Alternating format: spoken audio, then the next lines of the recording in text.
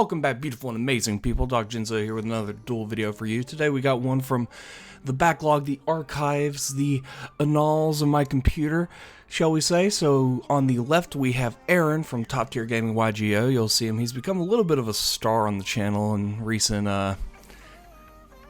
memory. And on the right we have Ashton playing Dinos, and Aaron is going to be playing his trademark DRAGONMAIDS here. Let's go ahead and start us off here with a fossil dig being activated.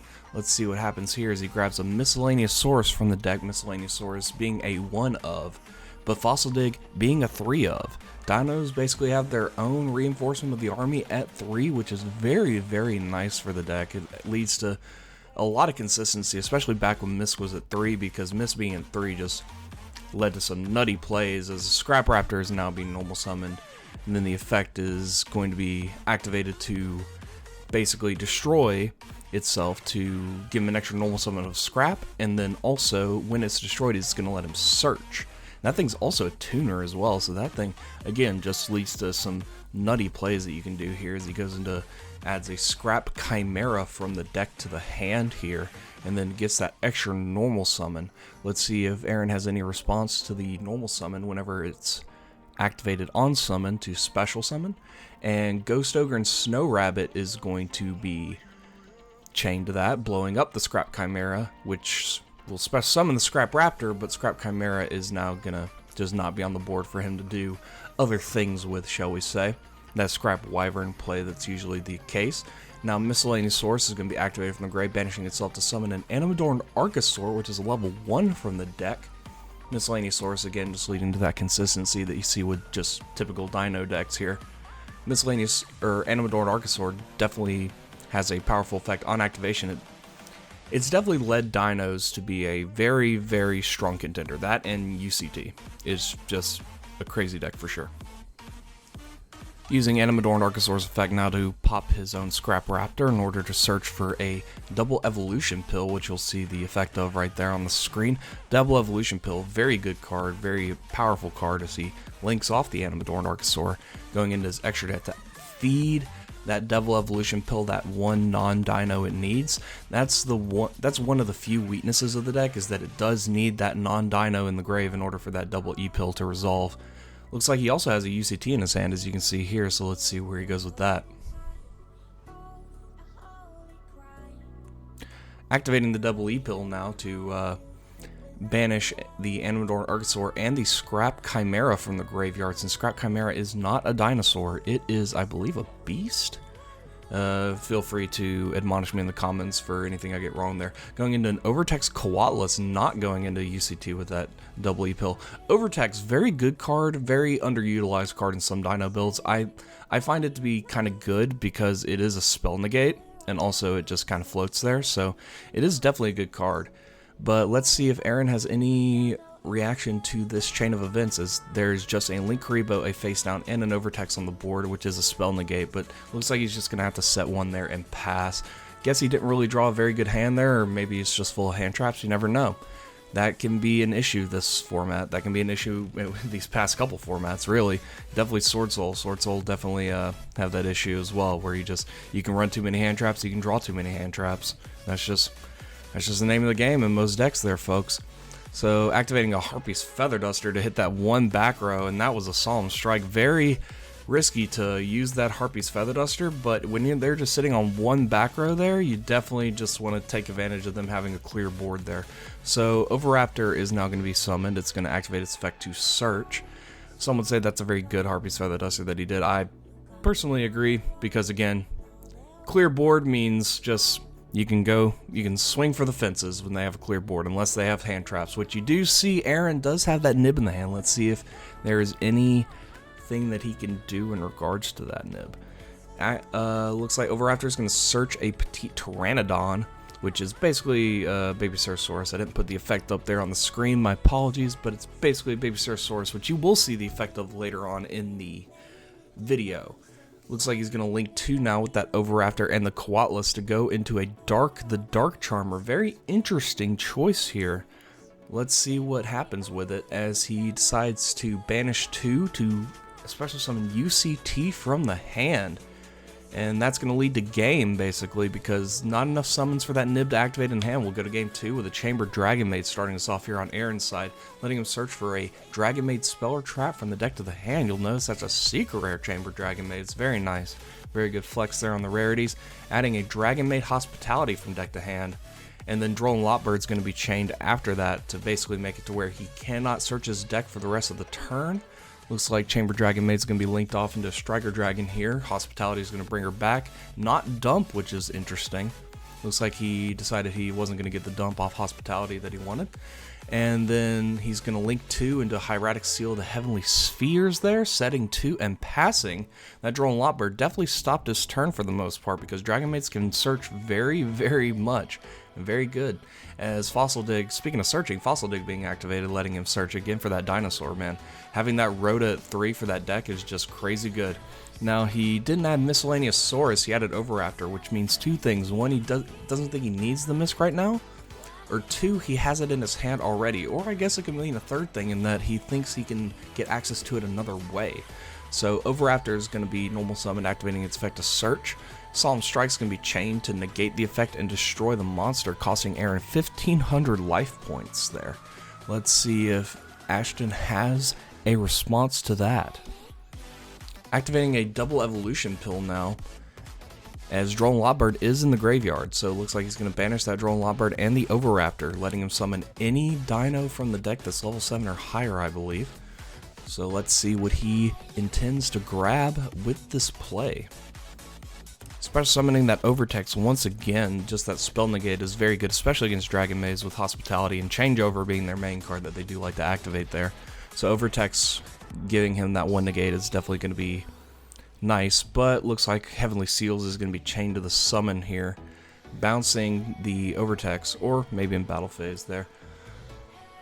Bouncing it and then special summoning a dragon from the deck, making its attack and defense 0 though once it's sent to the graveyard. So Nurse Dragonmaid's going to be summoned. That's going to summon the chamber from the graveyard, and then that's going to let him search again for another spell and trap. He can search for a Tiding, he can search for a Changeover, he can search for another Hospitality. He can search for some of those other Dragonmaid cards that people don't normally run, like Welcome and stuff like that. The possibilities are endless. Looks like he's going to go for another Hospitality there, though. And then Ashton with the Mystic Mine there, folks. Oh, you love to see it. You love to see it. And by that, I mean you hate to see it, because that card, I have not been a fan since it got printed. Let's be real.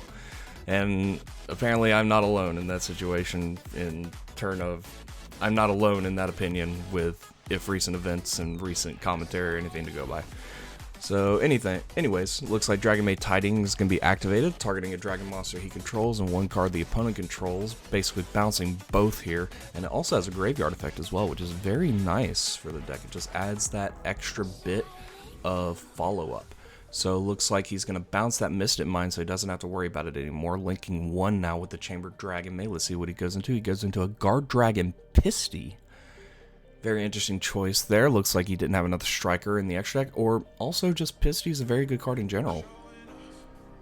Not so much now that LP's banned, but it's still viable in most dragon decks. So now he's going to normal summon that Nurse once again, getting the summon effect to summon from the graveyard the Chamber Dragonmaid. Then that's going to let him search again. Looks like he's going to add that Changeover to the hand. Very good card. Basically allows you to fuse twice per turn if you have that dragon on the board to bounce it back to your hand, because you can activate more than once per turn, but at the same time you can only use the effect to add it back to your hand from the graveyard once a turn. So it looks like he's going to go into that Dragonmaid Yugioh there. Yugioh, very good card as well. Lets him negate and then get another summon from the extra deck into House Dragonmaid. And also 3,500 attack. That thing is huge. So it looks like he's going to go into battle phase here, swinging for 5,000 directly at Ashton. Looks like he's just going to have to take that there. Linking 2 now, going probably into another Heavenly Spheres here, because that card is just... golly, that card just allows you to have so much good plays and just control the board to your heart's content there, folks. So it looks like he's going to put that Hieratic Seal right on the board there with that Yugioh. So he's got 1 negate, 1 bounce on the opponent's turn as well, also with a special summon for the follow-up. And Yugioh, during Ashton's standby there, is going to summon the Nurse Dragonmaid. Chambers Gonna get summoned off the nurse. Let him search again. Just, gosh, the value here, folks. You love to see it. You love to see all that value that he's getting there. Because Yugioh, during the standby phase, can summon any Dragon Maid from the graveyard. So that's what he decided to do during Ashton's standby phase. A lot of people forget that. Mystic Mind being activated, Yugioh's going to say no to that. That's you do not want that thing on the board. And going into House Dragon Maid. House Dragon Maid, the human, quote-unquote human form of Yugioh there. Unless Yugioh is Chamber. Chamber kind of looks more like Yugioh to me, but we'll see. Let me know in the comments if do you think Yugioh is Chamber Dragon Maid or do you think she's House Dragon Maid? Let me know in the comments below. So yes, looks like he definitely has that amount of follow-up there, the Mystic Mind being negated, and looks like Ashton is going to be struggling here to kind of see what he has to do here. Triple Tactics Talon, I guess he's not struggling anymore. Gonna be gunning for that Hieratic Sphere, or Hieratic Seal of the Heavenly Spheres there for sure. But Aaron might have a response here. Let's see what happens before he's able to take any monster. Looks like that's just going to resolve, and the Hieratic Seal is going to be taken by Ashton here. And then activating another Fossil Dig. Again, having that road at 3, folks, is just fantastic. Wish I had it for my Noble Knights back in the day, but understandably it's at 1 and it's still at 1, and I don't think that's ever gonna come off being 1 because that's too much warrior stuff right now, folks. Too much warrior stuff right now. As he adds another Soul Eating Oviraptor from his deck to his hand, normal summoning it. Let's see if Aaron has a response here to the normal summon of Oviraptor, letting him get a search on its summon. It looks like Ash Blossom is going to say no to that Oviraptor there, folks, as she appears there in the corner just saying no. Just saying no to any effect that would make you happy in your life. You know how, you know that feeling when you think you're getting your effect off and then just Ash Blossom just says no. So looks like he's going to basically link 2 here maybe. And it looks like that we're going to go to game 3. Ashton just says there's too much follow-up with the Dragon Maid deck. Too much follow-up there. So looks like he's going to start us off with a Lost World here in game 3. Soul Eating Oviraptor being summoned and then a token being generated on the board. That token is very, very annoying to deal with there, folks, especially with Lost Worlds on the board, because you cannot target any other dinosaurs except for that token while it's on the board. And it also lends to the combo of trying to pop it with Oviraptor and then Lost World protecting it, destroying something from the deck. So it definitely has a lot of value, Lost World, for sure. Meaning, as well, when you cannot target it, or when that's the only thing you can target, you cannot imperm on their turn, you basically can't Psyframe because you control a card. That token being generated on that first turn definitely ruins a lot of the hand traps in the format, but it doesn't ruin Ash when that Baby Ceratosaurus is destroyed from the deck to protect the token with the Oviraptor effect. Oof, oof, oof, oof. That Baby Ceratosaurus, whenever it's destroyed, gets a special summon a level 4 lower dino from the deck. Ash says no to that, though. She is just on a roll today, just saying no, no, and no to stuff. As Animadorn Archosaur is now special summoned. And let's see what happens here. Off Miscellaneous Sources effect, not the Baby Ceratosaurus, because that was ashed. So Animadorn Archosaur is going to destroy the Scrap Dino in the hand to add any Evolution Pill card from the deck to the hand. Looks like he's going to add that double Evolution Pill, but he does not yet have a non-Dino in the grave, so he won't be able to activate it just yet. But as you can see there, with his extra deck there face up, the Linkuriboh is there waiting for that Animadorn Archosaur to get linked off. So let's see if that's going to happen here, folks. And indeed it does happen there, folks, as Linkuriboh is now summoned off the Animadorn Archosaur being linked off. And looks like we're going to link 2 after that with the Oviraptor and the Linkuriboh, because nothing in this deck locks you into dinos, to my knowledge. There might be 1 or 2 cards that lock you into dinos, but he has not yet activated any of those. So let's see what link 2 he wants to go into here. Dinos have a very good variety of Link 2s they can go into. A lot of generic Link 2s as he goes into Lambda, just proving the point there. Frame Lord Lambda, basically letting him activate any frames in the hand, even if he controls a monster. Now, the question is, does he have that frame in hand, or is it just a bluff there to go into that Lambda? Let's see, as the double evolution pills activated, banishing the Link Karibo and the Animadorn Archosaur to summon another Overtext Coatless. Again, just that spell negate is very good, especially against a deck like Dragonmaids, as well as the fact that if you have a UCT in hand, you can just follow that up as well, because that is a quick effect. And whenever their monsters are face down due to the UCT effect, they cannot link them off. And it is a very Link-centric format, Link-centric game right now, in all honesty, as UCT is indeed summoned off his own effect from the hand, banishing 2 Dinos from the graveyard, and passing the turn on that note with no back row to speak of, aside from that Lost World.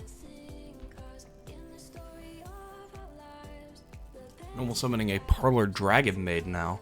That's going to let him dump from the deck to the graveyard.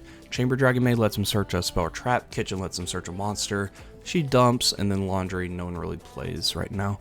So that's going to let him dump. No Ashes to speak of, no Gammas to speak of in the hand. I think he realizes that if he did indeed have a frame in the hand for that Lambda, then Parlor would definitely have been negated by a Gamma, because I believe, well, you can run any amount of frames in the deck, but let's be real, Dinos only really run Gamma. Maybe Delta for that spell negate. Looks like he's going to send that Chamber Dragonmaid to the graveyard. Again, that spell trap add is very important for the deck. A lot of good spell and trap support. Also monster support as well, but their spells and traps are just their bread and butter there, folks. Activating a Forbidden Droplet now, using a Tiding and Ash Blossom in the hand in order to negate the Coatless and possibly the UCT or the Lambda. Let's see what he goes for here. He looks like he's going to negate the UCT as well, Ultimate Conductor Tyranno. And yeah, the Overtext cannot respond to that Forbidden Droplet since he used a monster in the hand for its cost. So Dragonmaid Tiding now is going to banish from the grave to special summon that Chamber Dragonmaid. That's going to let him search. Very good play, very resourceful play there, as Droll Lotbird is now chained to the adding of Changeover here, so he cannot keep adding from deck to hand afterwards, which Dragonmaids kind of like to do to a degree, but at the same time, they more so special summon from their graveyard for the most part. So let's see what that Changeover is going to get him here, as he does have a level 8 or higher dragon in the hand, or a level 4, level 5 or higher dragon in the hand, so he can definitely go yugioh with that Changeover. As he contemplates activating it here, looks like he is going to indeed activate it, which is, again, it's basically a polymerization for Dragonmaids, but it lets him add it back to hand, and he can activate it multiple times a turn, just not the add back effect. So it looks like he's going to use the Parlor Dragonmaid and a Dragonmaid Tinkhek, which is the dragon form of Kitchen Dragonmaid there, to go into either a house or a yugioh. And it looks like he's opting to go for a Dragonmaid yugioh here, that negate being very strong, and you're not really losing a monster whenever she puts herself back, you're just exchanging her for another monster. So now, at the start of battle phase, Kitchen Dragonmaid is going to activate her effect to bounce herself and then special summon a Dragonmaid from the hand or grave. Looks like we're going to go for a Dragonmaid Tinkhek here. Again, just being able to tag themselves out is also very strong for the deck. Now let's see what he decides to get off the board here, as the yugioh is indeed strong enough to kill that UCT. Swinging over the Overtext here. Now it looks like yugioh is going to negate the Overtext Coatless's effect in the grave by putting herself back and then summoning a House Dragonmaid to the field. A House Dragonmaid is going to swing over the Lambda here. And at the end of battle phase, Tinkhek is going to add herself back to the hand to special summon another from the hand. Looks like he's going to special summon that Chamber Dragonmaid, since that is indeed his only target that he can special. Linking off the House Dragonmaid and the Dino token to go into a Link 2 here. He opts to go into a Nightmare Phoenix, which if he does discard, it would allow him to pop that field spell, but it looks like he's going to opt not to, as he activates Dragonmaid Changeover using the Chamber and the Tinkek in hand to go into another Dragon Maid yugioh, getting in that extra little negate on Ashton's turn here. Let's see if it's worth it as he top decks into something, and yugioh during standby is going to let him special. Looks like he's going to special that Chamber and then get another search off that. Very, very good remembrance of effects and very, very good resource management here, as well as just being able to get the resources. He's never really top decking at this moment. He's always searching, he's always adding, even on the opponent's turn. He's basically just the follow-up, the setting up for next turn is just very, very strong, especially in a deck like this. Aaron's very good at building decks, and he is just a very good player in general. Got a third, I believe, at the Fort Worth Regional recently, so congrats to him on that. Activating a Fossil Dig there, very good top deck there, but yugioh's going to say no to it. Destroying it and special summoning House Dragon Maid. UCT is going to be put in attack mode. And let's see if there's anything he can do to stop that. Chamber, during the start of the battle phase, is going to activate special summoning a Dragon Maid from the grave. House Dragon Maid is going to activate, and then that's just going to be game. Dragon Maid saved the match.